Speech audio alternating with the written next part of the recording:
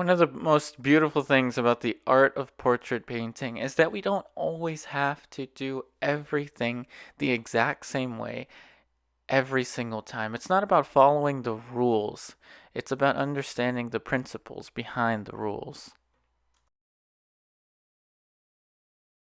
Here we have our model Gabby, and I'm going to keep an image of her to the top left corner of your screen so you can refer to it as the painting develops.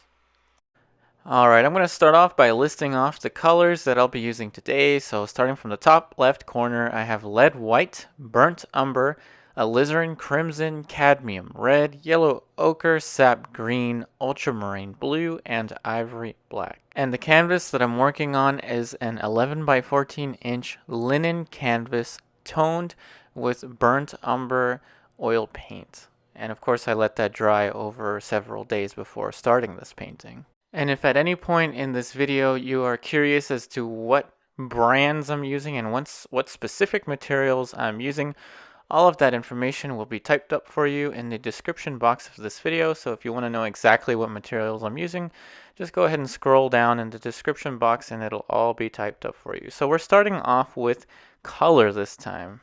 And so we're mixing up basically a ground flesh tone or a basic flesh tone. So we're using just cadmium red and burnt umber to start off with and neutralizing it and raising the value with the lead white. Now we've just dappled into the yellow ochre to raise a little bit of the warmth of this color. So now we're going to bring it down just a tad bit with a tiny touch of sap green. And I'm going to apply a little bit of medium onto my brush, and that medium is Neo-Megilp. And again, just go ahead and scroll down in the description box below and you'll see exactly what medium I'm using.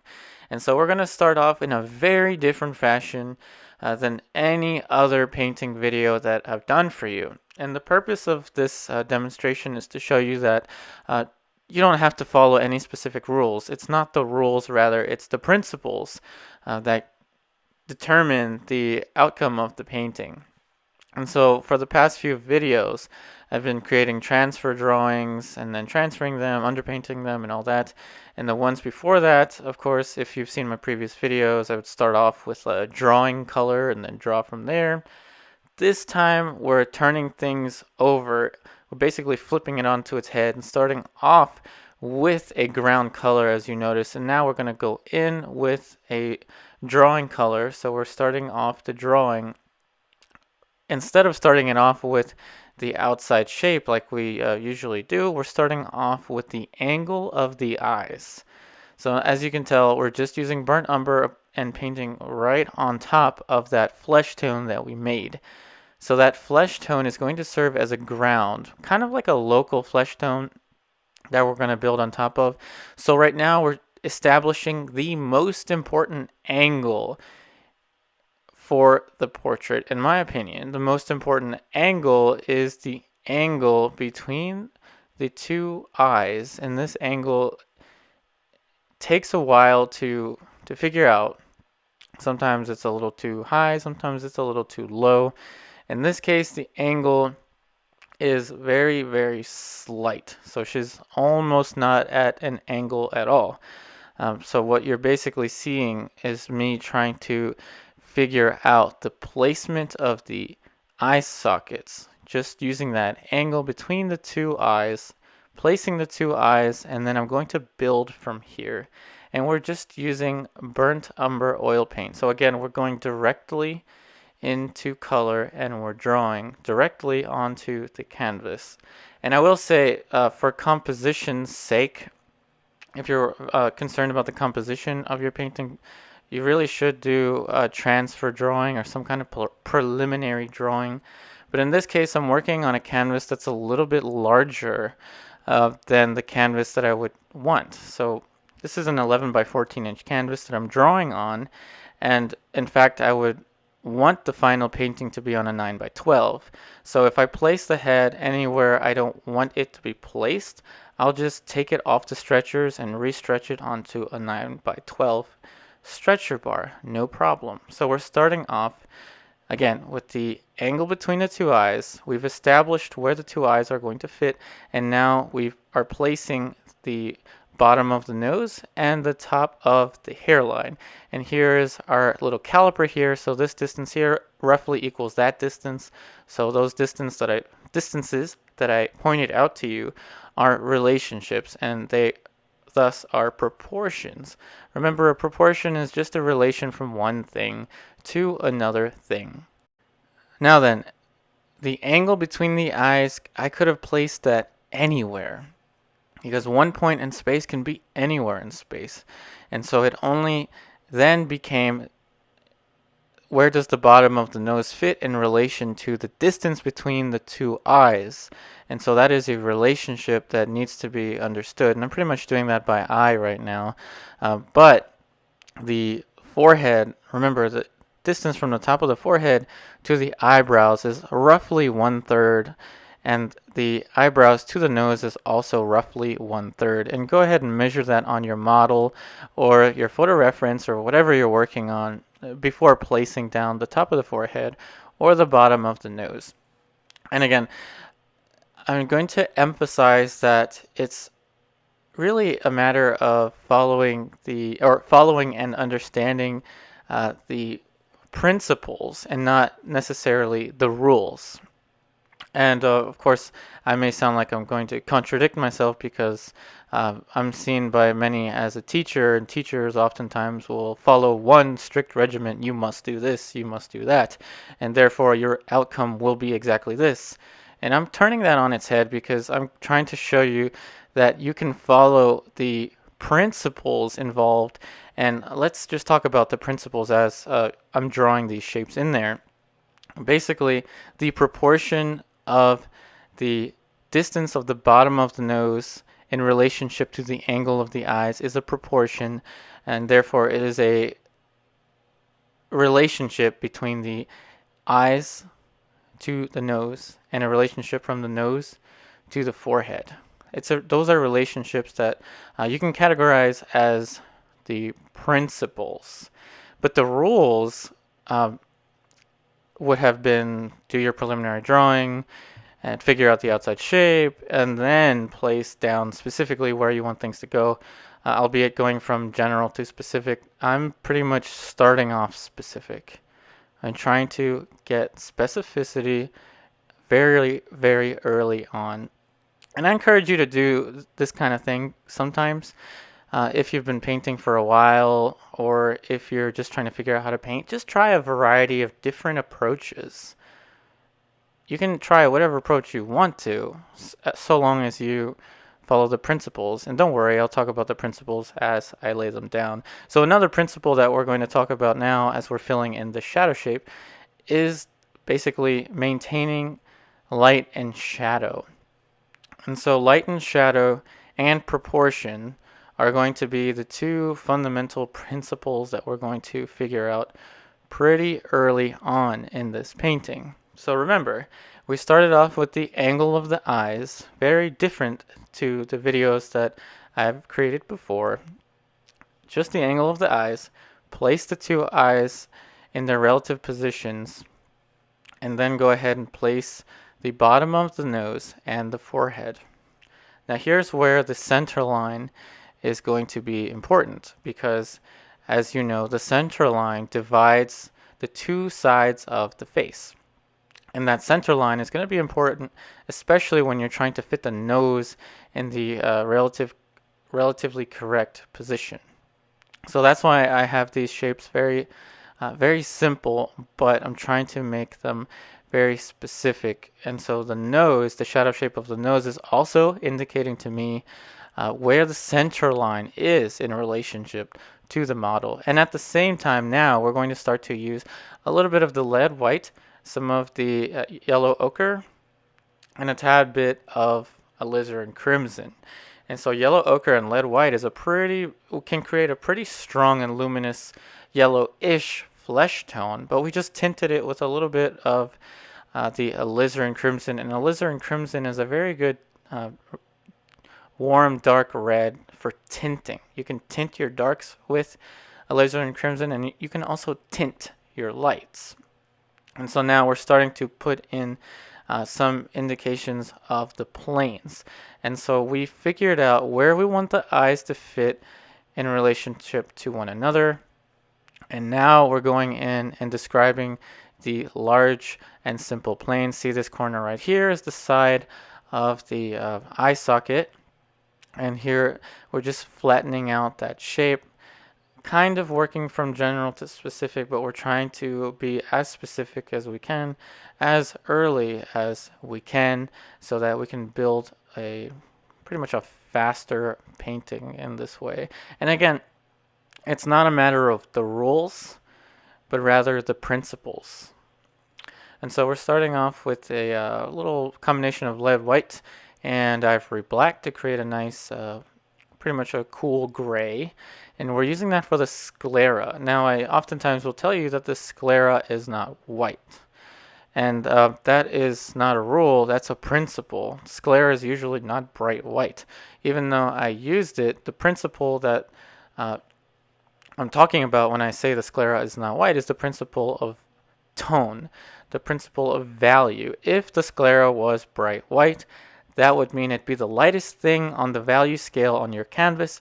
And what is the lightest thing when you're outside on a bright and sunny day? The brightest thing is the sun. And is the sclera as bright as the sun?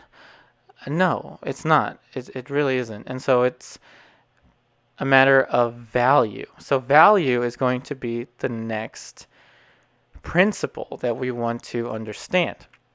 Now the rule states figure out exactly where your light and shadow fits, and then start to modulate the value. Now that's a really helpful way to create a painting, and trust me, I've made several paintings that way and it works, just figuring out your light and shadow before putting in the tone. But again, I'm trying to show you that you don't have to follow one specific regiment to create a painting. And so we're starting to indicate our value changes quite early on, but we're making sure that the shapes are in the relative correct proportion in relation to one another, and we're making sure that the principle of light and shadow is relatively correct. And we're basically going and drawing in the irises with color. We're just going in there with color.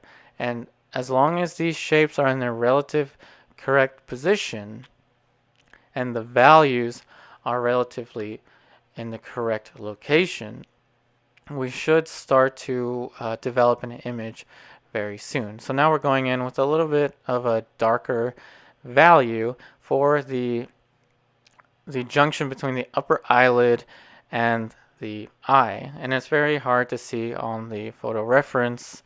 I was actually kind of pretty far away from the model when I took this picture, but that's all right. It's very much about understanding what you're looking at rather than copying it. And so these dark shapes here are a result to the relative position that these shapes are in relation to the light. Notice this little corner right here is a little bit darker because the upper eyelid is rolling inwards towards the eye, and thus it's turning away from the light source.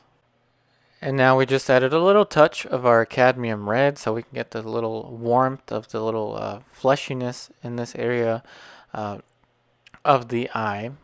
And now we're going to get a little bit of a cooler color, just combining these two colors on the palette.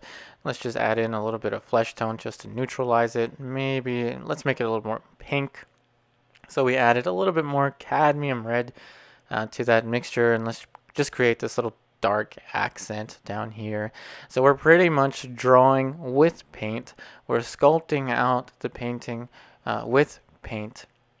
And we're basing everything off of the eyes. And already, as you can tell, the portrait is fitting a little bit too far to the right on the canvas for a conventional composition that's a little closer to centered. Uh-oh, big mistake, right? Not really, because I do intend to cut the linen canvas off of the stretchers and put it onto a smaller canvas if I want to show this painting or anything like that. And if I don't want to show this painting, then I'll just leave it as is. But it's also a pretty much a classical thing to resize or restretch your canvases just to change up the composition. So don't worry. The head is going to be a little closer to the right, closer to my palette, but the composition can be saved if I want to. I can just put it on a different stretcher that's smaller and then just make the head a little bit more centered. But in any case, now you've just seen a little bit of the lighter planes that we've indicated. Remember, a plane change is indicated by a value change. And so this plane right here on the forehead is facing the light a little bit more than the area, say, to the left relative to your screen. And so the colors that we used to make that lighter flesh tone were nothing more than lead white, yellow ochre, and maybe a tad bit of the cadmium red. And so we're painting the planes in relationship to our understanding of the form. And again, in principle, the shapes that are lighter are most light facing, meaning that the planes, the angle between the planes are closer to perpendicular if you're at an area that's lighter, and closer to parallel if you're in an area that's, say, in shadow. And if you look at the angle of the cast shadow on the side of her eye, so that is the eye to the left of your screen, you can pretty much notice right away where the light source is coming from. So that can also help guide your value gradation. So now we're just softening some of the edges here with a little halftone. So we're just going to soften this little edge right about here. And I'm using round brushes. I've been using round brushes a little bit more frequently just because I can get a fine point with them. And notice how I'm switching between brushes as well. So I switched to this brush, and this is kind of like my designated dark brush, or my designated shadow brush. Now I'm painting in this dark concavity for the bottom of the eye socket. That little area there is facing the light a little bit less, so it's a little bit darker. And now we're going to use a little bit of a lighter, more yellowish mixture to add the little glimpse of light that we see on the bottom of the lower eyelid, just there. And remember, the highlights are the areas most perpendicular to the light source. Now let's just double check the angle of the eyes. The angle between the two eyes, we really want to make sure that those angles are correct. Now the distance of the forehead and the distance from the eyebrows to the nose. Now look at this distance.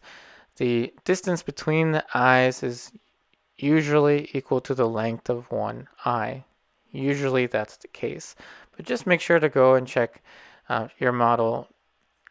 Try and get close up and make sure you can objectively make those measurements. And if I went too fast, I'll repeat myself. The distance between the two eyes is roughly equal to the length of one eye, usually.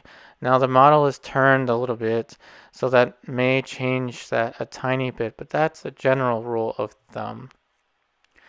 And now the other rule that I was talking about is that the distance from the hairline to the eyebrows is roughly equal to the distance of the eyebrows to the bottom of the nose. Now we're starting to paint in pretty much just the dark shapes on the bottom of the nose, just trying to place them down. Again, you have to start with something, right? And so we're combining a little bit of cadmium red and our lead white into this little puddle here, and just painting in this little plane on the side of the cheek. And again, I should say, if you have any concerns with using lead white, you don't have to use lead white. You can use something like titanium white, zinc white. Gamblin makes a flake white replacement.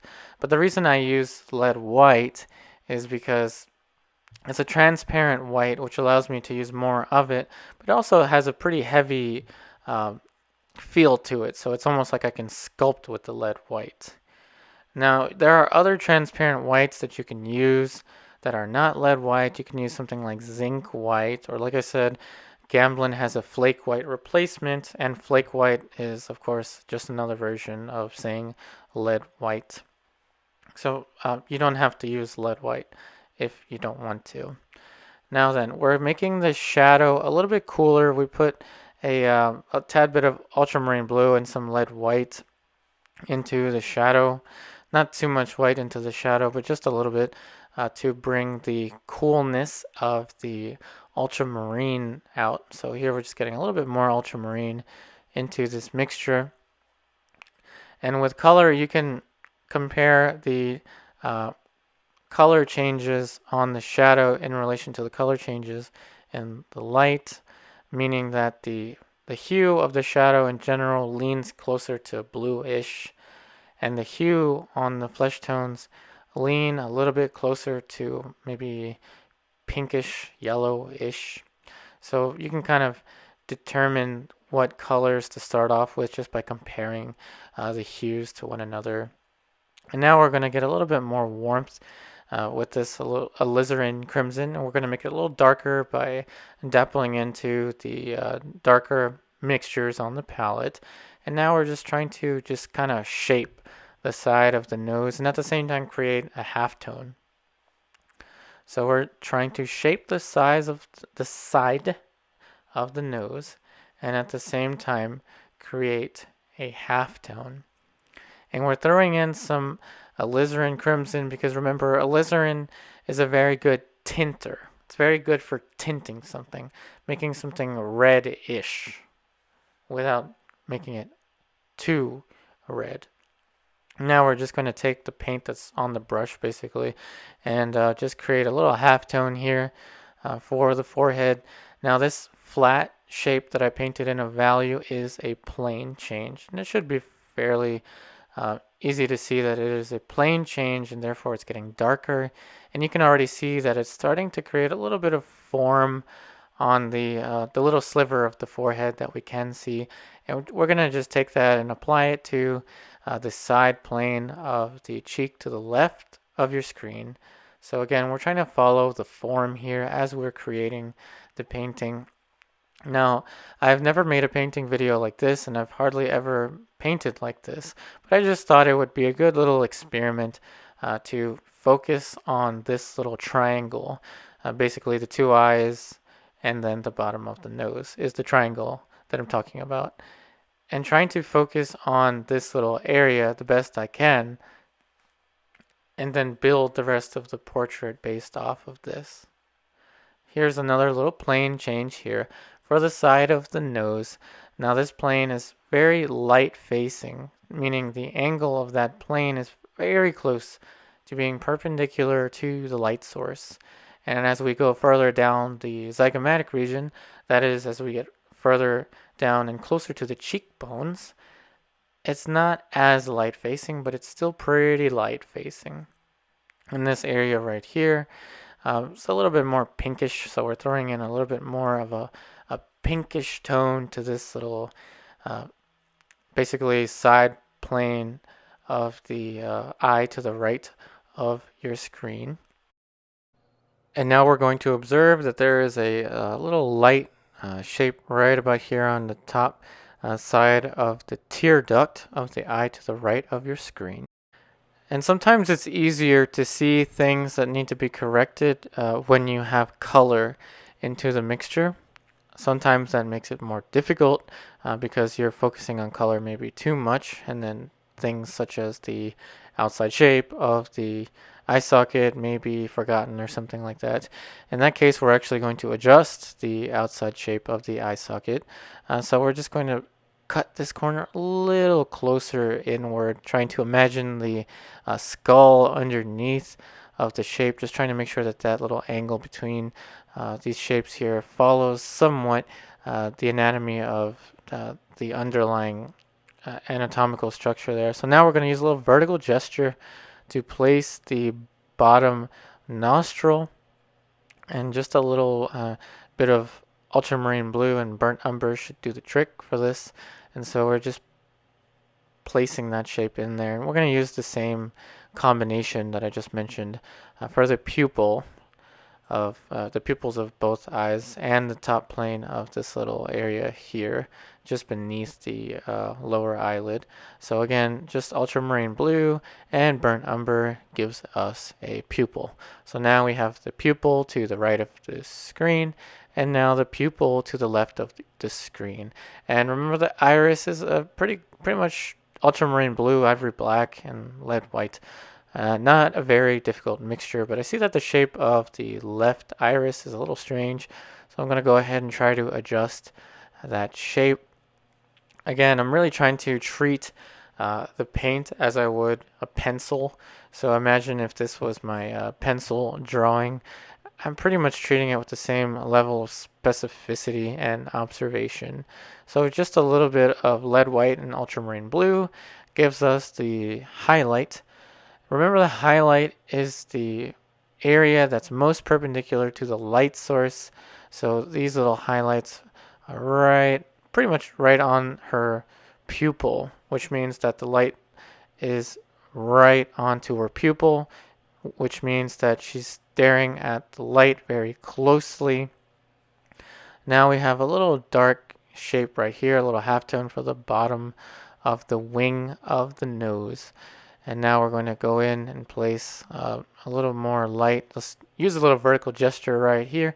And we see that there's a highlight right there. So remember that plane on the nose is we're now telling the viewer that that plane is most perpendicular to the light source. Again, we're thinking very three-dimensionally as we are painting with value. Value pretty much is all about your understanding of the form in 3 dimensions.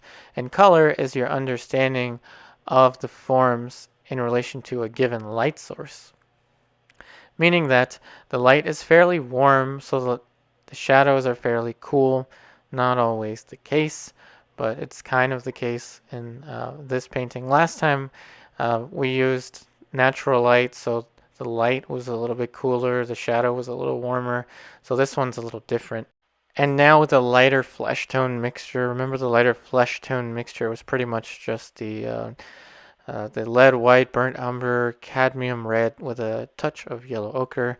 And again, with that mixture, we're just adjusting the cast shadow, making sure that it appears to, the cast shadow appears to be casted by the nose. Here we just painted in the root of the nose. All right, so now you can definitely tell that the strategy is very different to the previous paintings that I have been making. And this is the first really where I start off completely with the eyes and then figure everything else out based on the eyes. But that's what we're doing.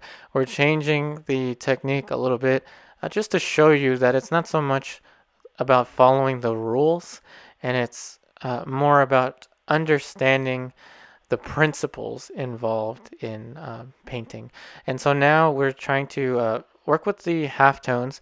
And again, the halftone region of the palette's pretty much just burnt umber,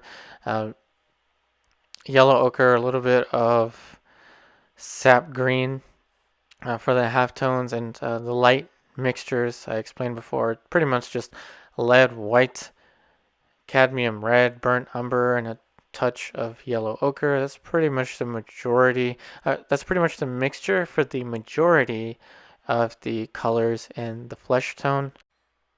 And we're just going to take from this little halftone region of the palette and just let the value drop a tiny bit as we roll away from the zygomatic region. So as we roll away from the cheekbone, so the planes of the cheekbone are facing the light a little more than the areas beneath them. As we approach the mouth, it does get a little darker as the planes start to turn away, but not that much. And so now we're going to observe the outside shape just beneath the cheekbone. And so this little angle right here. And so again, it's about understanding the principles, not necessarily following rules. And so right now I'm trying to understand the principle of proportion for the mouth. So I'm going to use this little relationship here. So this shape from the eyebrow to the bottom of the eye is roughly the root of the nose to the middle of the mouth, roughly speaking. But nevertheless, it's still a principle. That is the principle of proportion. And so now we're going to place in the little shape there, and now we're going to double check that. Again, this isn't a conventional measurement. It's just something to get me started with figuring out where these shapes need to fit in relation to one another. And now we're going to use a vertical plumb line. So the corner of the side of the pupil, basically, so a horizontal from the pupil down kind of gives us the corner of the mouth, and the same thing with the other side. Again, not always the case, and in this case I think I kind of messed up. I think it needs to go a little further to the right. Let's use a little diagonal from the nostril to the side of the mouth. And again, it's all right to make a mistake. Mistakes are all right. Just know how to keep track of the shapes that you're placing down and how to relate those shapes in relation and how to relate those shapes to one another. And so now again, we're using the eyes to help us place everything else. So now here we have the little bottom for the mouth. And again, my drawing color here is burnt umber. So I'm just using burnt umber oil paint to figure out where to place the mouth. And so now we're going to double check again with the T-square, with our little magic T-square. We're going to make sure that these points are matching up in relation to the model. So let's double check this corner here. That looks about right. Maybe a little further out here. Yeah, just maybe a little further to the left. So again, it's basically like the saying, measure twice, cut once. In this case, I'll say maybe measure 5 times and then paint in the mouth. Just be sure that you know how to relate these shapes to one another. And again, I based it all on the eyes. Remember, I used the distance from the eyebrow to the bottom of the eye to give me the root of the nose to the bottom of the mouth. And then I used basically the pupils of the eyes to give me the corners of the mouth. And even the angle of the mouth itself, though I didn't use any measurement for the angle of the mouth, I'm still eyeballing it relative to the angle of the eyes. Now you can see how everything is being constructed based on the eyes. So now we're just painting in a little half tone right here for the side of the mouth. We're starting to create the orbicularis oris, fancy name for saying the structure encompassing the mouth, meaning that this darker shape here is angling further away from the light. Remember, any value change that you see is basically indicating a plane change in relation to the light, and that is an angle change, so the angle of the plane in relation to the angle of the light. So now we're starting off with the dark of the lips, and so we have just a simple combination of burnt umber and alizarin crimson for the dark of the mouth. And alizarin crimson is a very nice color to use for sneaking warmth into your dark tones. And so you'll find that I usually use alizarin crimson to sneak a tad bit of warmth into, say, the connection between the upper lip and the lower lip, and even the side of the lip here. There's quite a bit of alizarin crimson into this mixture. Again, alizarin is a really nice tinting color. It can tint something reddish without the strength of your cadmium red or your whichever bright red you're using. And so now when you want that strength, you can combine, of course, your cadmium red with your flesh tones, which is what I did for this little shape that I'm painting in here, this dark light, as we're approaching the shadow of the mouth. Remember, the dark light is the value in the light just as light turns into shadow. And that's what we're painting right now. And we're just trying to get a understanding of the forms as well as the color. Now the overall placement of the mouth, remember that was the most important thing at first in the beginning. So the principle of proportion had to be understood to the best of our knowledge, really. And now we're basically using a very simple combination of our alizarin crimson mixed into the flush tones that we had. And as you notice, I tend to mix a lot of colors on top of each other on the palette.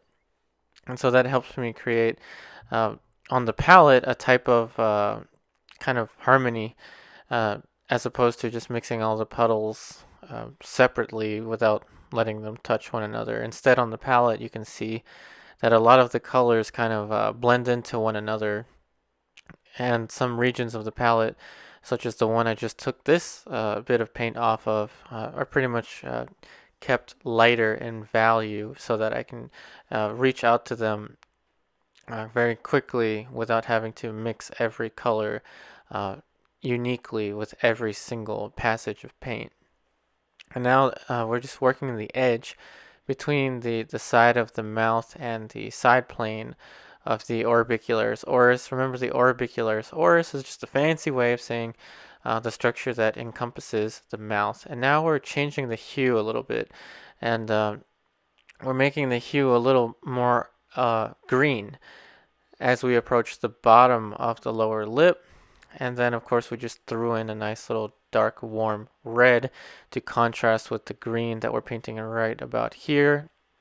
And for that, I'm using quite a bit of sap green in these mixtures. And then for the darker reds, I'm using quite a bit of alizarin crimson.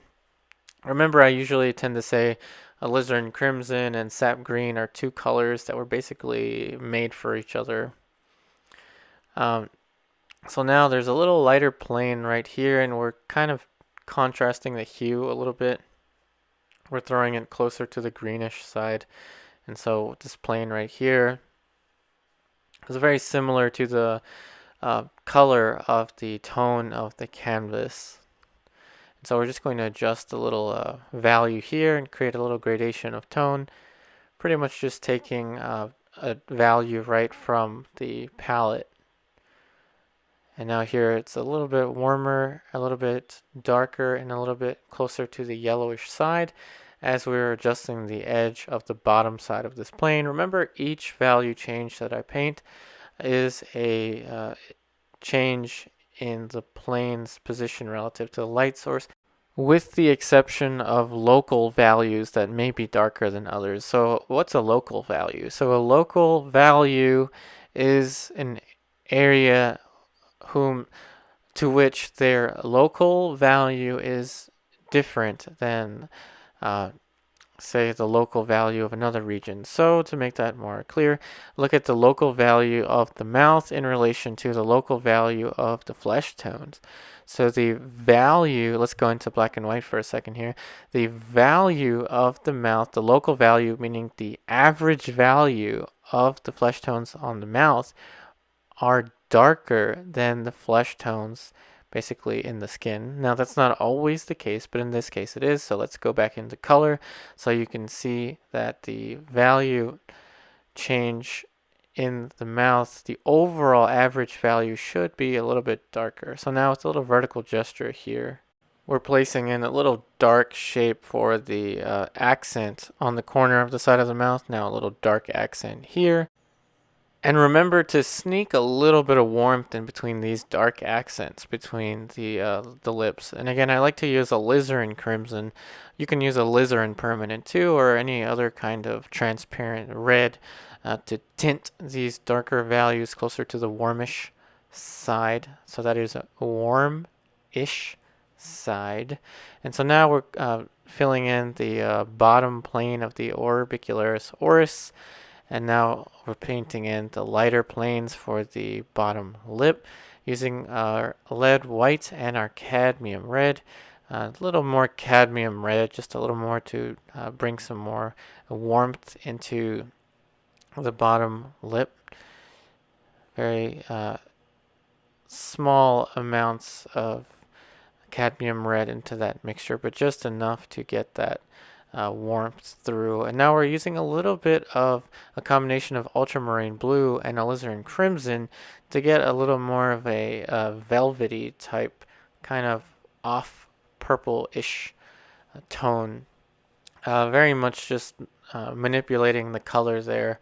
I just wanted there to be a little bit more of a purple-ish color on the side. Now we're just again reworking that edge here. So we want this edge to be fairly sharp but not overly sharp either. So we're also considering the edge quality of each little shape that we're painting in here. And now let's get a little more burnt umber and a tad bit of sap green and a tiny bit of ultramarine blue mixed right on top of this area of the palette. And now we're going to see that there's the value right here on the bottom is just a little bit darker. Remember the form encompassing the mouth, the orbicularis oris. Now we're going to look at the corner of the mouth to the middle of the mouth to the left and compare it to the right. Now remember the model is in 3/4 view, so we're going to be seeing a little bit more of the model's right side. So the right side of her face, we're going to be seeing a little more of that than the other side. So let's use this measurement here, top of the eyebrows to the bottom of the nose, and now compare it from the bottom of the nose down to where the chin should be. Notice the chin is just a little bit lower. See that? The chin is just a little bit lower than that measurement we made. And that's what you call specificity. And that's how you gain specificity, by relating each proportion to one another. Now let's look at the philtrum. This little area here is the philtrum, and compare it to the bottom of the lower lip, just to kind of get a relation. But this point that we placed in there is a very important point, and it again relates to proportion.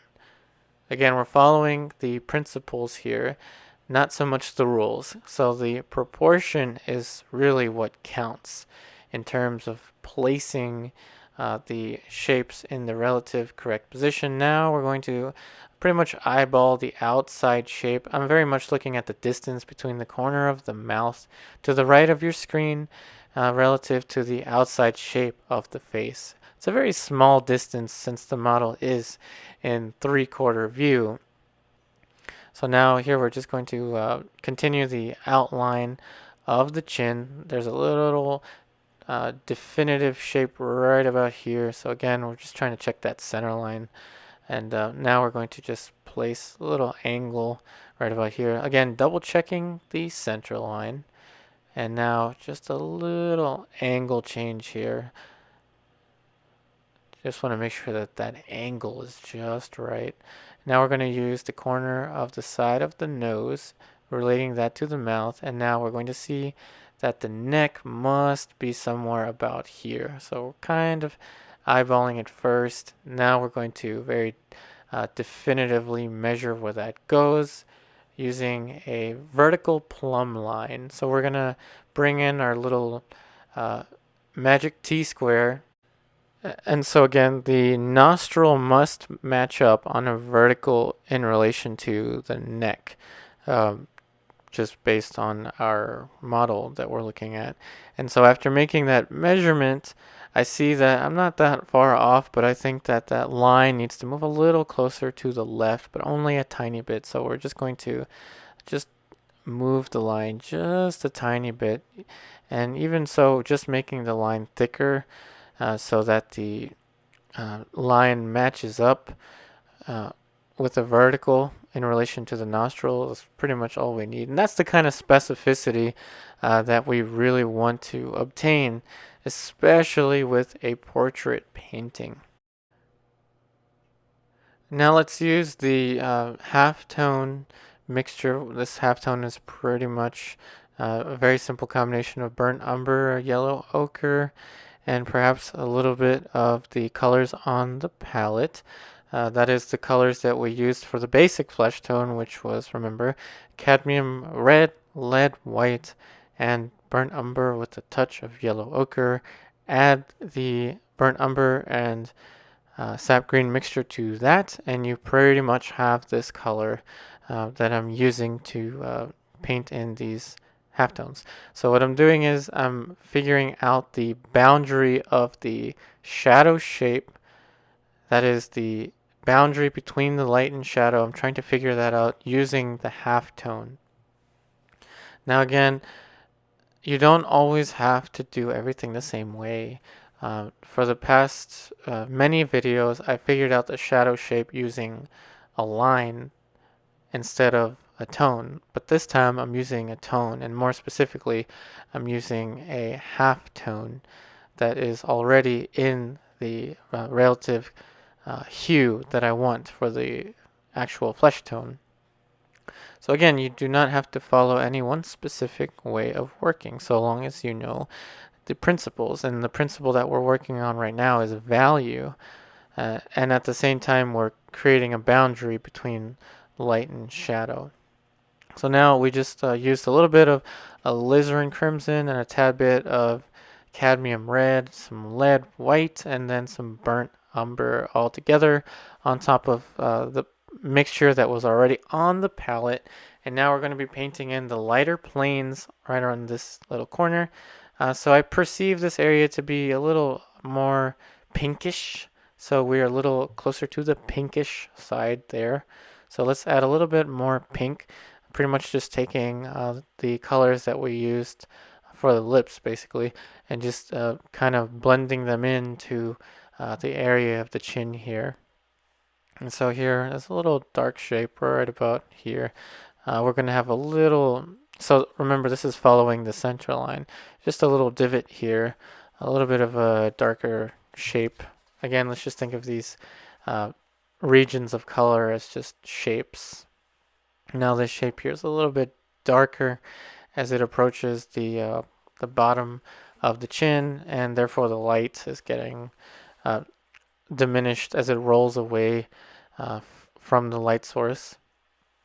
So here we have a little more lead white into this mixture, and again we're thinking about the angles of the planes in relation to the light source, and we're also using a little bit more pinkish hue into these combinations. So this area is still a little pinkish, not terribly pink, but a little pinkish.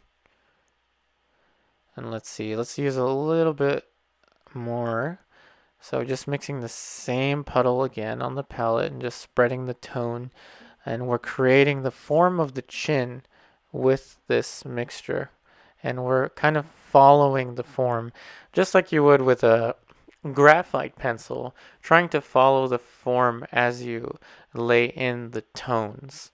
Now we're going to switch to a different hue and a different value. So we're going to be using yellowish mixture, so the lead white with the yellow ochre, so a yellowish hue and a little bit lighter. So the value is going to be a little bit lighter here because this area is a tad bit more light facing than the chin is.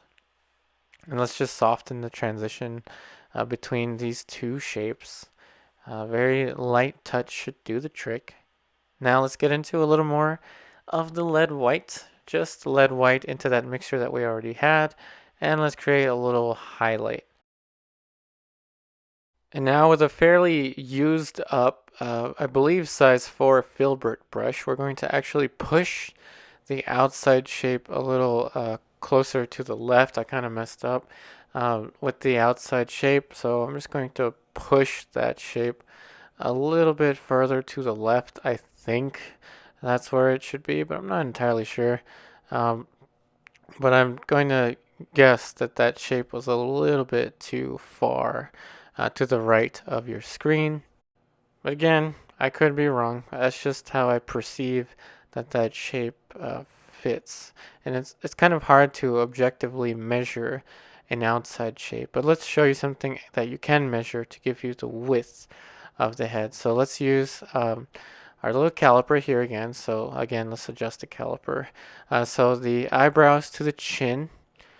Okay, so the eyebrows to the chin in relation to the width of the head is going to be a very useful relationship. Again, not always the case, but just look for relationships or patterns within the portrait so that you can gain greater degree of accuracy. So we used a height to width comparison. So a height to width comparison is using a distance of the height that we are confident of, that is the eyebrows to the bottom of the chin.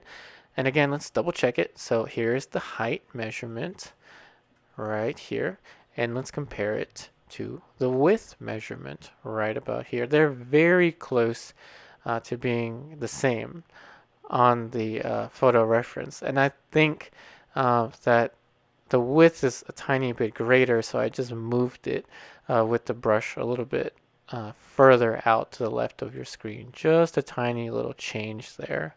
And now we're making a point for the ramus of the jaw. So that is the little curve of the side of the jaw. And now we're connecting it to the bottom of the jawbone, thus giving us a little mandible shape right here. So we want to make sure that we have the mandible in the relative correct position. And that little outline that we painted in there should be enough to describe pretty much the boundaries of the forms. So now with a simple combination of our burnt umber, ultramarine blue, and a tad bit of lead white, we're starting to mix onto the bottom region of the palette. And there are a few warm colors in this mixture, so there's a little bit of alizarin in there in this little mix. Remember, alizarin is a pretty good red-ish tint color. And so this area of the form shadow of the side of the face is a little bit, I want to say, cooler in relation to the colors of the flesh in the light. And so we're going to talk a little bit about the temperature of the shadow in relation to the temperature of the light.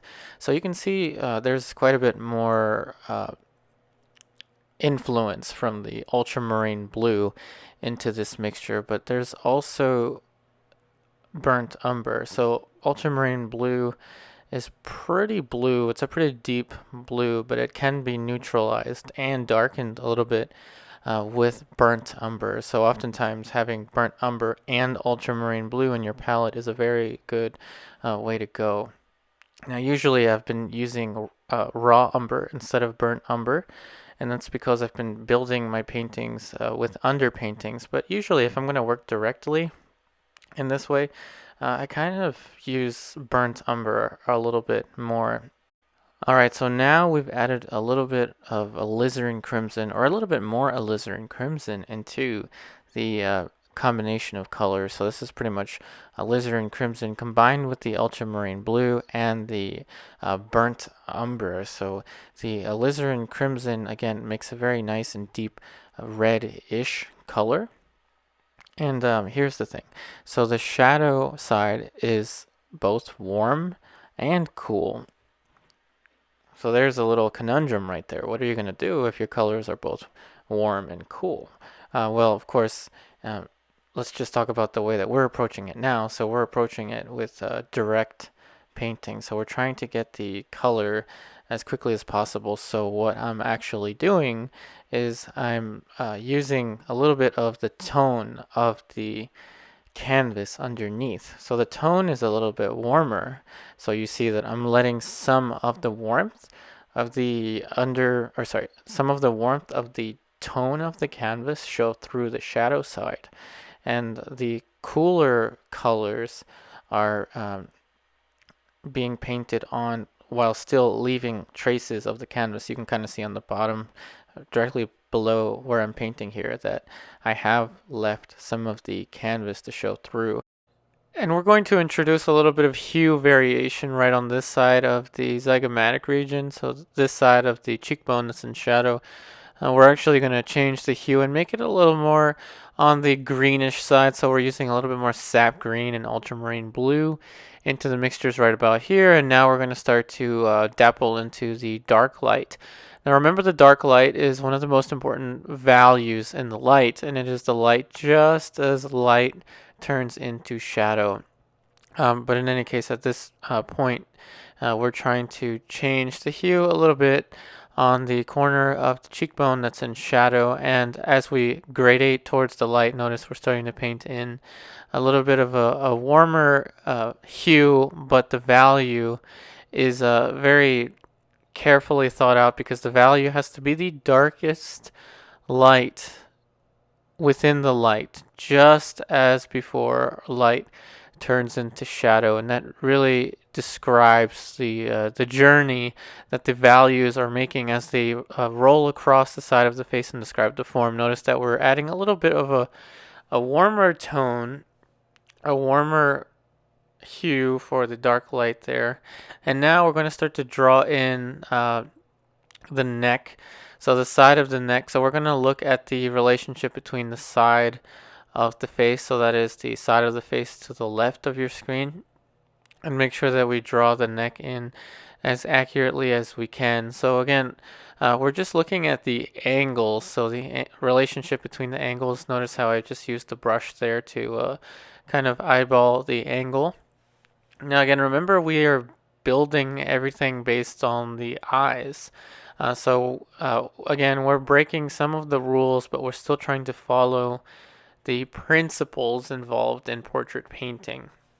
And again, this is a demonstration to show that you can break some rules and still create a very convincing image so long as you follow the principles. So now we're going to be, again, using the principle of proportion. So we're relating shapes to one another. Remember, a proportion is just a relation between shapes. And so these shapes that we're drawing in here, notice how I'm just using this little dry bristle brush as an eraser. These shapes here are being placed in relation to the shapes that we already established. Notice how we're using the brush here to create a diagonal. So you can extend one straight line across and see how it relates to your surrounding shapes. So this is much like, say that I'm giving you a statement. I give you 3 statements that are true.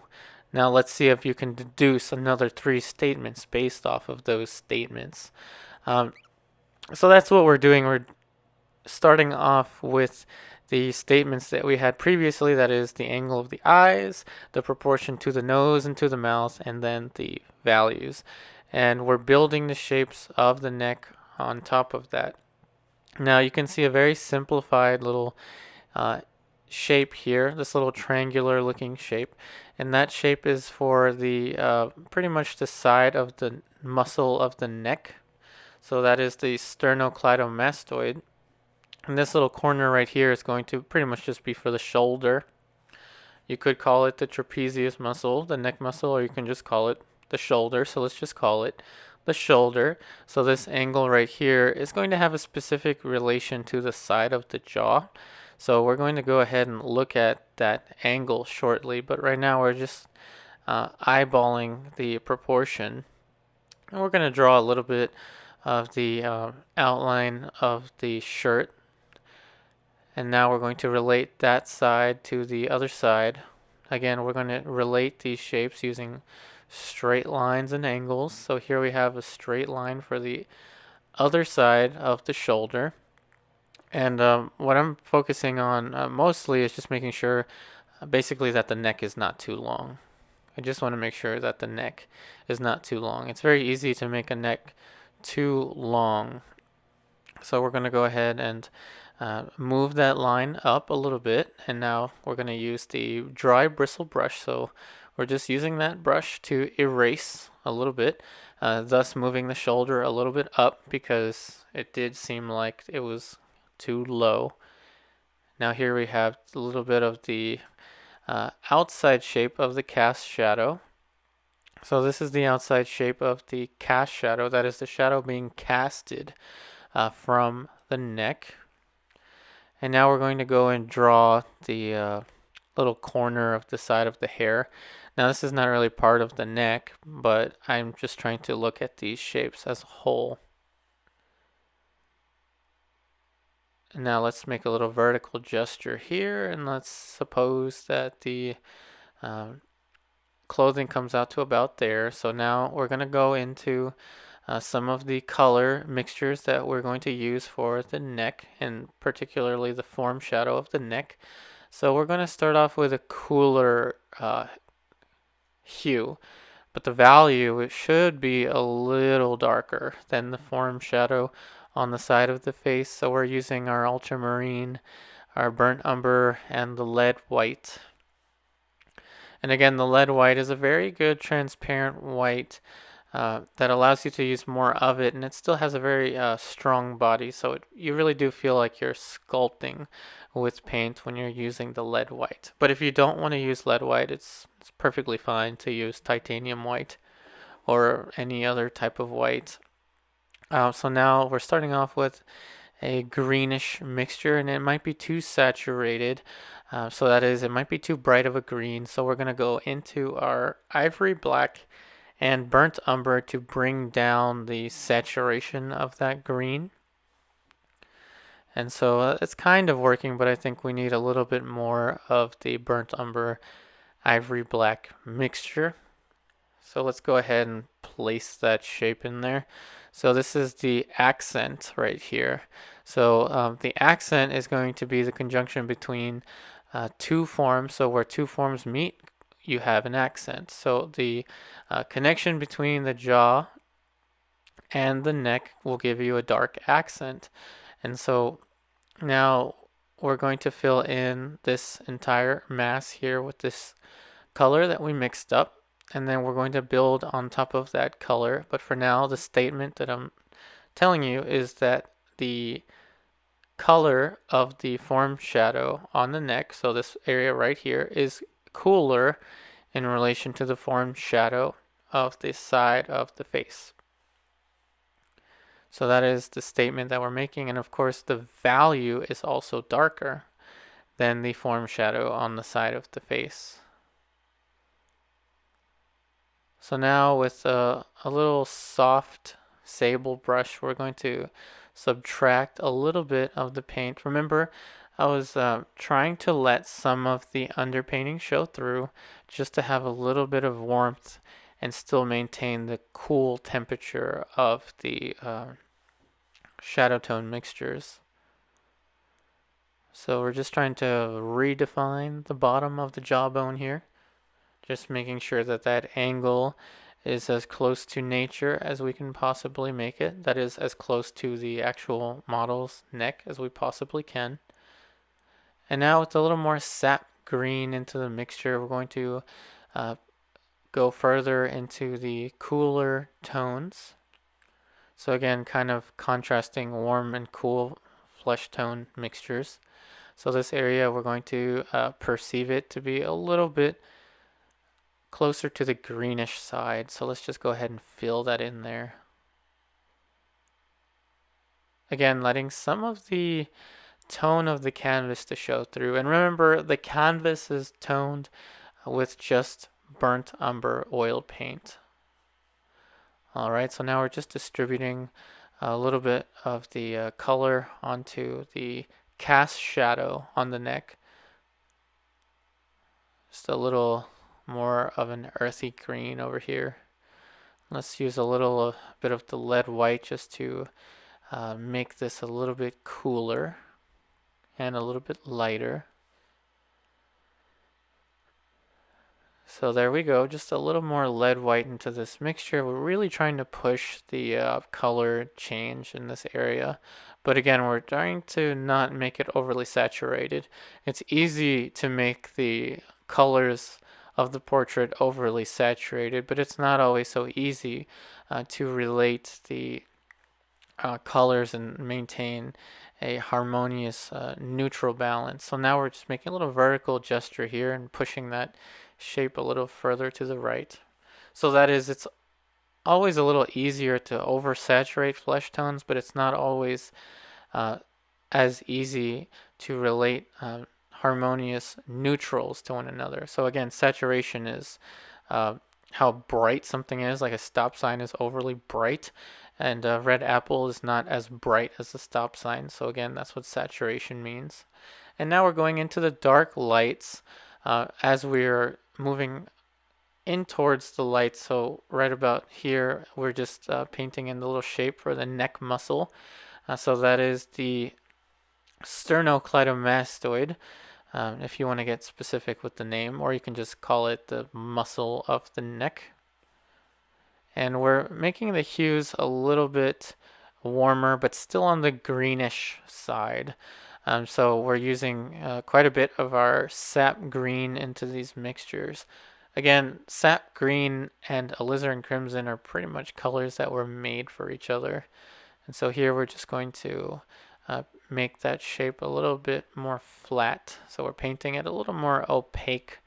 In this area, I don't really want to let the tone of the canvas show through as much. So we're making the passage into the light a little bit more opaque. That is, we're using more paint. And just working these transitions. So there's a lighter plane right about here, and then as it approaches the neck muscle, it's getting a little bit darker, yet still in the shadow. Let's get a little bit of the mixture here that was already on the palette. So this is a warmer and lighter tone. And let's just say that's going to be the beginning of the dark light for the neck. And now you know at this point what the dark light is. And if you don't, again, let's reiterate, the dark light is the value in the light just as light approaches shadow. And it's the most important value when it comes to describing the curvature of the form. That is the curve that you're making as you're approaching the light. And just adding in a little halftone right here for the pit of the neck. You could also call this area the suprasternal notch. So that's kind of the little connection between your two collarbones. Or you can say your clavicles if you want to get more specific. So let's get a little bit of yellow and ochre mixture into this area here. But that might be too bright, so let's go a little bit lower on the palette. And just taking what's on the palette that's a little bit darker and a little bit warmer. Now we're starting to move our way from the shadows. And you can already tell with these values that we've placed, so that is the dark lights that we're painting in there, the neck already starts to look like it's turning in space, even though we still have yet to paint anything in the light side, which is what we're going to be doing now. So we're combining the red, so the cadmium red, our burnt umber, our yellow ochre, and of course our lead white. And now we're going to start to add in some of the lights for the light region of the neck. So these are the lightmost facing areas. Now on the photo reference, this area looks pretty yellow, and I would say that the photo reference might be pushing the saturation a little further than it would be in nature. So we aren't going to be copying from the photograph. We're going to be instead extrapolating the information that it's giving us, which is that it's telling us that these planes are more light facing. But the photograph may be wrong in telling us that it's that yellow in this area here, where in fact it should be a little closer to a neutral yellow pinkish. So again, let's just take from the palette here. So this area right below the neck, so this portion of the shoulder is still in light, but it's not as light facing as the neck itself. So that's another important plane change that we need to take into account. So now with a little more lead white and yellow ochre, we're going to start to paint in that light that I was talking about. So this plane right here is much more light facing than the shoulder. So again, just making these plane changes as evident as I possibly can. Now let's take from the halftone region of the colors on the palette, and let's just clarify this edge right about here. It's not quite as sharp, so we just softened it just a little bit. And now let's just take from the darker area of the palette. Switching brushes here, we're going to go back to the shadow. So we're actually going to use a combination of color to adjust the edge. So we're just making this edge a little bit softer as it approaches the neck and sharper as it approaches the chin to try to bring a little more focus towards the center of the face. So that is, we're sharpening the edges as you approach the center of the face to bring more focus to the face.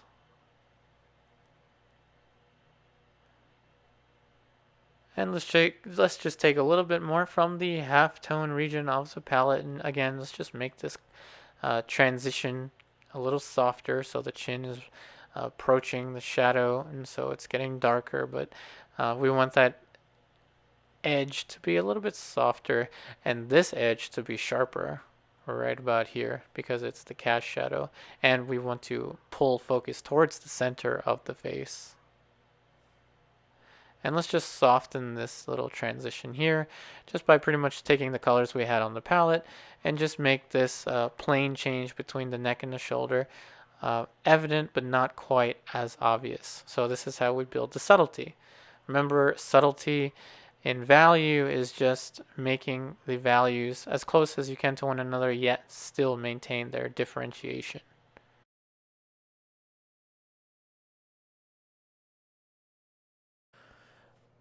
And so now we're going to establish the top of the forehead, and we're going to follow the principle of proportion.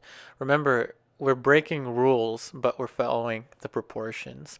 So again, the eyebrows to the bottom of the nose are roughly 1/3, and the top of the hairline to the eyebrows are roughly another third. And again, try and get as close as you can to your model that you're working with, and make these observations as evident as possible. Make these decisions based on what you are observing. And so with that being said, we did move our initial mark a little bit higher up because we had the forehead a little bit too small. And so now right about here, we're going to be creating the boundary of the hair. And again, we're just using burnt umber oil paint as our drawing color here. It may look kind of goofy now because we're trying to place in these shapes, but it's alright. We're just trying to relate each shape to one another, following the principles of proportion, value, and color. Alright, so let's make a mixture of lead white alongside the darker area of tone on the palette. This combination is a little bit, I want to say warmer, and now we're going to make it even a little warmer with the Alizarin crimson, and this is going to be the cast shadow on the forehead, and that is the shadow being casted by the hair.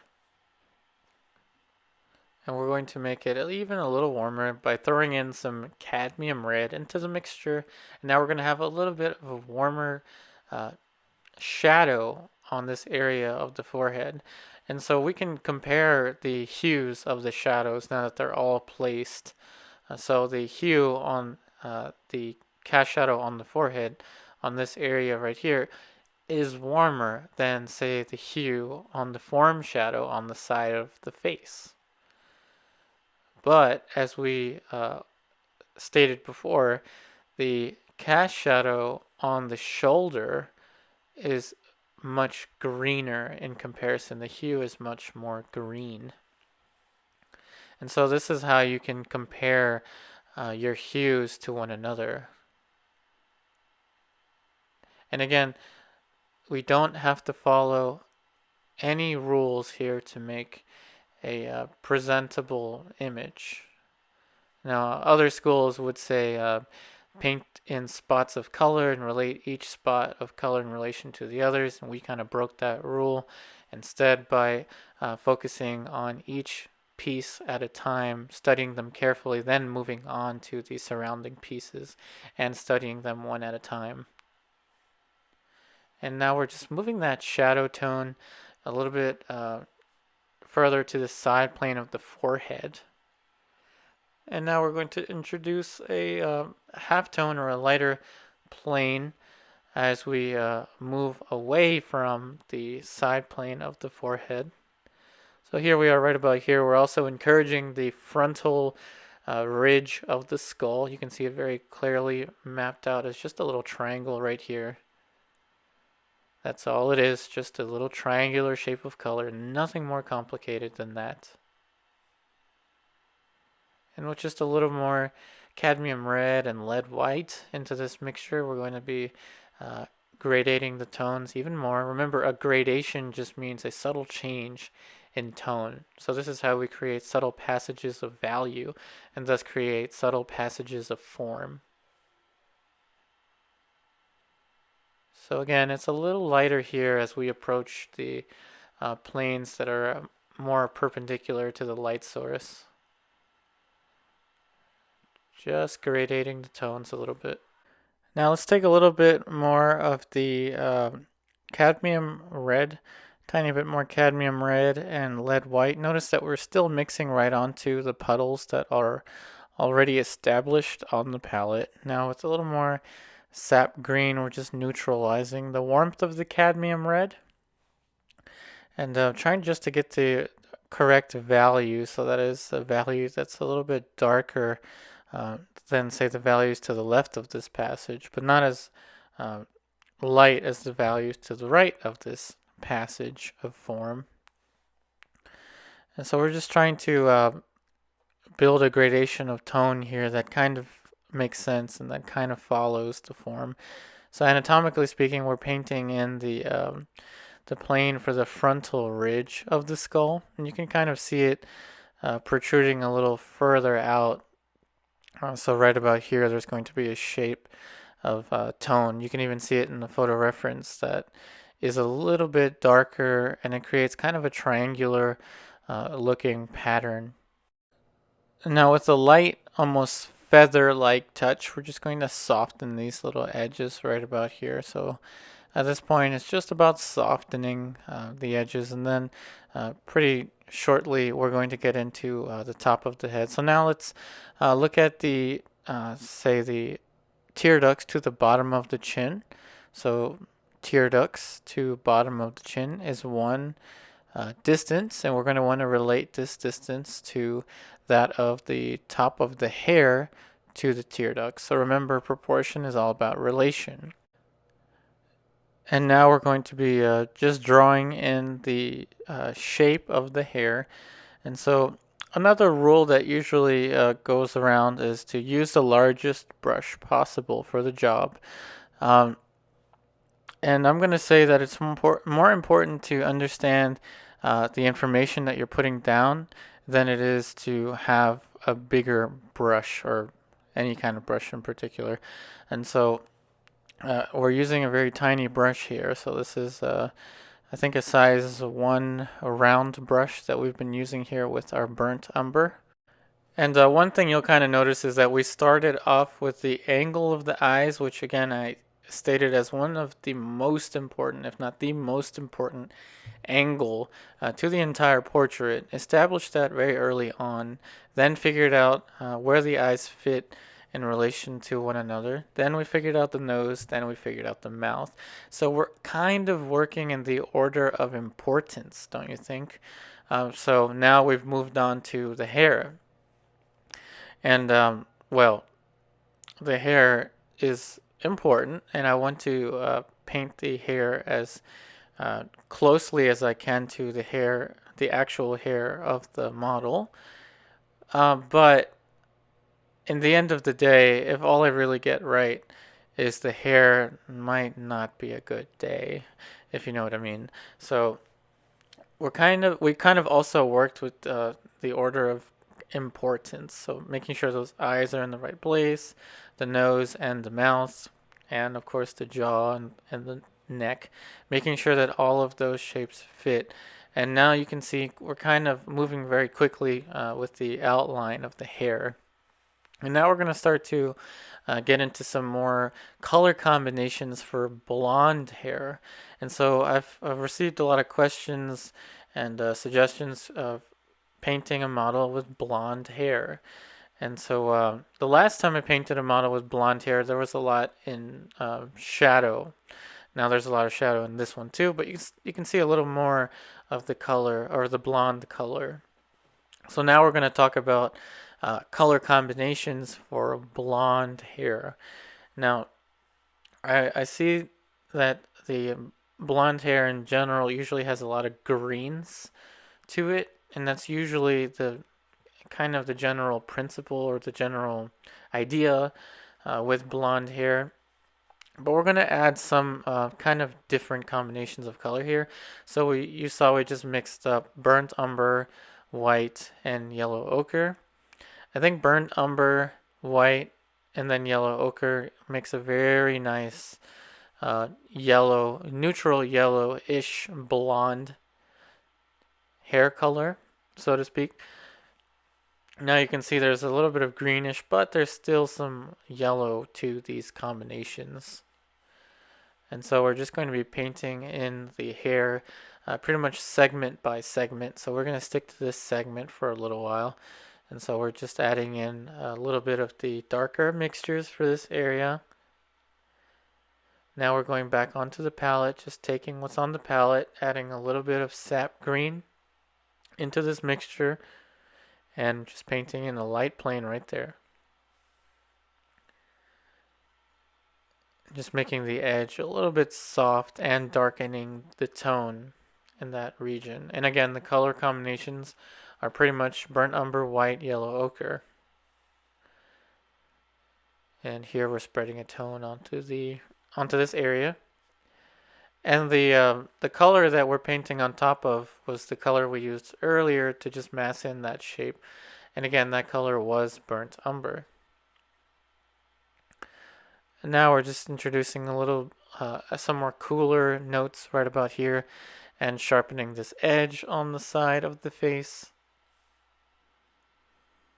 Just adding some more cool tones on this area. So let's take some more lead white and just bring up the value right about here. Now you could paint individual strands of hair if you'd like to with a really tiny brush. And I've done that a few times before, but in this case I'm just going to let the brush strokes suggest the individual strands of hair. So here's another little light plane of hair. You can see that I'm not really trying to copy too much specifics for the actual strands of hair. Rather, I'm looking at the large shape of the hair. And again, I will say, I probably shouldn't say this, but in the end of the day, if all I get right is the hair, then that probably wasn't a good day. So I'm just going to go in with a little more burnt umber and some ivory black and some alizarin crimson. Now, I don't want you to get out of this that I don't care about painting hair. It may seem like that, but I certainly do pay quite a bit of respect to painting hair. And so you can even see that we're tinting in a little bit of a warmer dark into these darker values.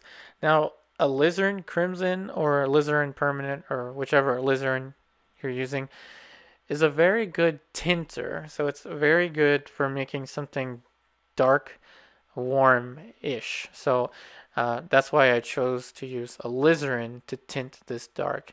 So this dark color is pretty much just burnt umber, ivory black tinted with alizarin crimson to give me this dark, warm, dark note. And if I had used something like my cadmium red, then that probably would have raised the value of the burnt umber, and I didn't want that. So that's why I used alizarin crimson, which is a little more of a tinting color. Now we're just going to take right from the palette. Again, the color combination is very similar to that of burnt umber, white, and yellow ochre, but it's also influenced with some of the flesh tones. So again, if you're painting a model with blonde hair, you can also take some of the flesh tones right off your palette, and those colors tend to fit in pretty well with the blonde hair. And this area is a little greenish, so we're taking some of the colors right from the palette to create that. And we're thinking about these planes on the hair. Remember, each value change indicates a plane change. So that's the kind of strategy that we're applying to the hair. Just adding in a little darker note. Now we're going to add a lighter note right on top of it just to get the idea of the hair. Let's throw in some more yellow ochre and white. Some more yellow ochre and white, and just get this light strand of the hair. Again, remember, every single value change indicates a plane change. Not necessarily the color change, but the value change alone will indicate the plane change. And a little more ultramarine into this mixture. And we're going to just pinch this shape a little darker. Try to pull forward that little strand of hair that we painted. And you can see how it's an abbreviation of the photo reference. So we're not copying the photo reference to try to create the hair. Instead, we're kind of extrapolating information from it. And a little more cadmium red just to raise the value and to create a little bit more warmth into this area of color. So remember, the primary mixture for the light of the hair is pretty much burnt umber, lead white, yellow ochre. And we threw in some sap green in there. But that's the primary mixture for these colors. And the areas that I want to appear more yellowish have more yellow ochre in them than the other areas. Nothing more complicated than that. And you can already tell it's kind of starting to hopefully look like blonde hair. And of course, there are some influences of the flesh tones into these mixtures of color, but nothing more complicated than that.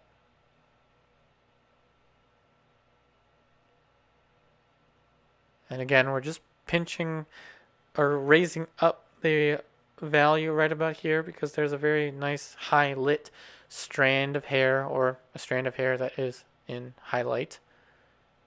Should I say probably a patch of hair that's in highlight. And we're making these edges pretty soft, if you notice. Very light touch with the hair. Especially closer to the hairline, we really want those edges to be really soft. Now we're going to start to move into the shadow area of the side of the hair.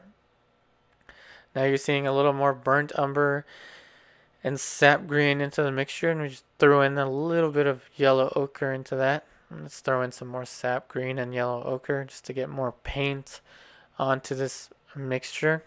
We want to load the brush with a little more paint. And we're going to use a little bit of Neo-Megilp into this mixture. And again, that is my medium. So I use medium to thin out the paint, especially when I want to cover a large passage, such as this one. And so the medium that you use, whatever medium you use, pretty much just use it to thin out the paint.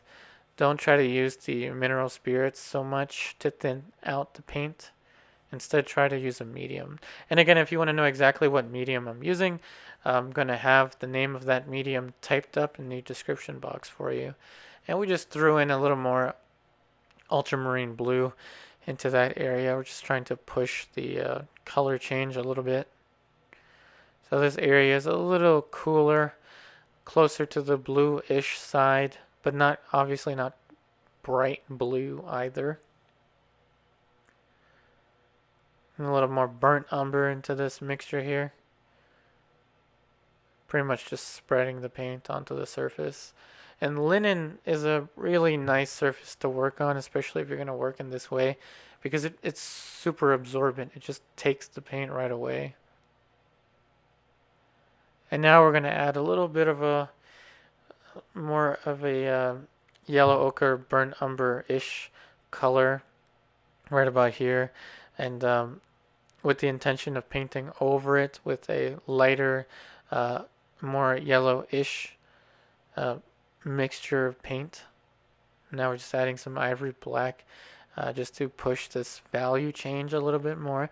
So that's another thing you'll notice with blonde hair, that the darks tend to get really dark. I mean, not always the case, but it is with this particular passage of value. But we're not painting straight black either. So the ivory black is mixed with some of the burnt umber as well. And so now, as mentioned before, we're going to go in with some of our lighter and more yellowish colors. So again, this is pretty much just burnt umber, white, yellow ochre, and a touch of sap green for these mixtures. And that'll give you a very nice blonde-ish type of color for the hair.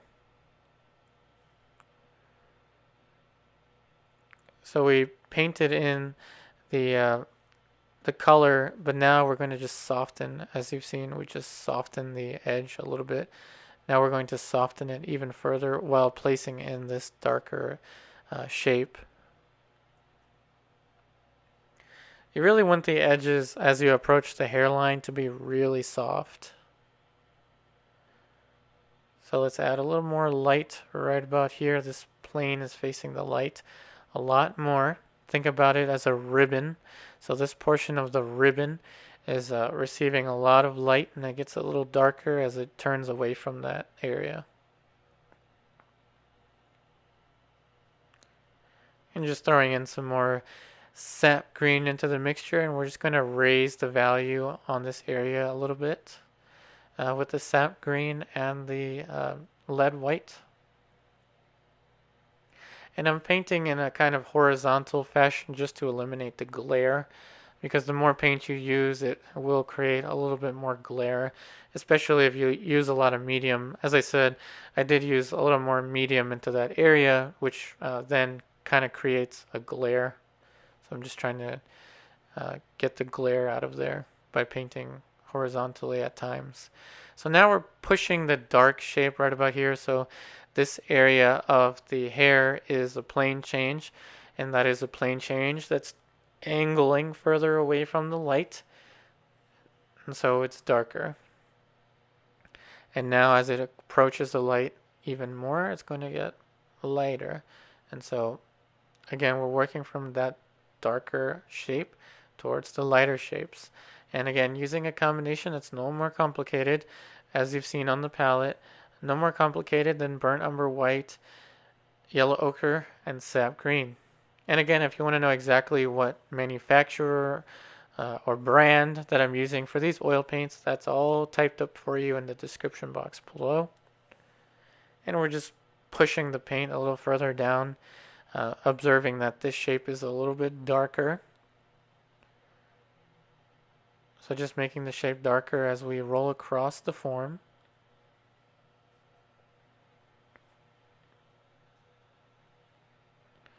And it's a little bit lighter right about here. Remember, I'm painting a little bit, I'm making the brush strokes in a horizontal fashion just because it helps me eliminate glare. And the glare is not as evident on the camera, but from my point of view as I'm painting, it does create quite a glare. Now we're adding a touch more of the cadmium red, so just a little more cadmium red to raise the value and to raise the warmth. And so this area here is going to be quite a bit warmer. So again, not all areas within the blonde hair are going to be yellowish or greenish. There are going to be areas that are warmer. So that's when we use our cadmium red for those warmer and lighter areas. And of course, alizarin for those warmer and darker areas. And the edge between the shadow side of the face and the hair, we really want that edge to be soft as well. So we're going to be softening that edge. And that's to pull focus towards the center of the face. Notice the edge for the contour of the face in the light is painted sharper than the edge of the contour of the face in the shadow. So that's a very intentional edge making decision there. And with a little more ivory black. We're just painting in a darker halftone right about here. And so this area of color in the hair is starting to get too close to the color and value of the neck. So we're going to be kind of making it a little bit darker in these areas right about here. That's why we're using these mixtures. And let's pull in some little strands of hair. So just taking right off the palette, painting in some lighter strands of hair. Notice how we're just pulling a little strand or a little patch of hair right about there. Now we're taking from the halftone to dark light-ish region from the palette with a little more ivory black into that mixture. And we're just filling in this little patch of value. And that patch of value is darker than the form shadow on the neck. Remember I said that value needed to be a little darker, so now we're making it darker. And now we're taking from the halftone region of the palette, pretty much just taking that same color and painting in the little strand of hair. A little more sap green and lead white mixed onto this little region of the palette. We're just going to pull some more strands of hair that are in the light. Nothing more complicated than that. Doesn't take much for the hair to appear like it's in space, so long as you delineate the plane changes on them and make the edges relatively soft. Notice how I'm patting down and making the edges very soft. And now we're going to get into some of our ultramarine blue, and we added a little bit more white, a little more lead white. So ultramarine blue, lead white, and alizarin crimson, so you might be able to see where I'm going with this color mixture. So we're creating something that's kind of purple-ish, which is going to be used for the background. Ultramarine blue and alizarin crimson. And a little bit of ivory black just to bring down the intensity of the saturation of the ultramarine blue alizarin crimson mixture, which is the very last thing I'm going to want to do to this painting, is just fill in the color for the background. And this video was primarily intended to show you that you can work in pretty much a variety of different methods. And with that, that just about concludes this week's portrait painting demonstration. Thank you so much for watching. I really hope that these videos are helping you out, and I'll see you next time.